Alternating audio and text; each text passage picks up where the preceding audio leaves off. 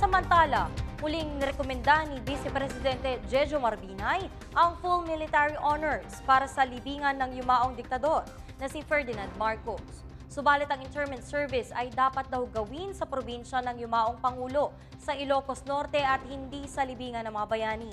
Matatanda ang inatasan ni Pangulong Benigno Aquino III si Binay upang magdesisyon kung papayagan bang ilagak ang labi ni Marcos sa libingan ng mga bayani. Ayaw ni Pangulong Aquino na magdesisyon hinggil sa issue dahil na rin sa pagkakapas lang ng kanyang ama na si dating Senator Ninoy Aquino at personal bias nito. Ang labi ni Marcos ay kasalukuyang nakalagak sa Batac City, Ilocos Norte. Paglilinaw naman ng pamilya ni Marcos na hindi ililibing ang dating Pangulo hanggat hindi ito nabibigyan ng full military honors sa libingan ng mga bayani. Ang rekomendasyon ko doon, babayaan ng ilibing doon sa Batac. Tapos mabigyan ng honors.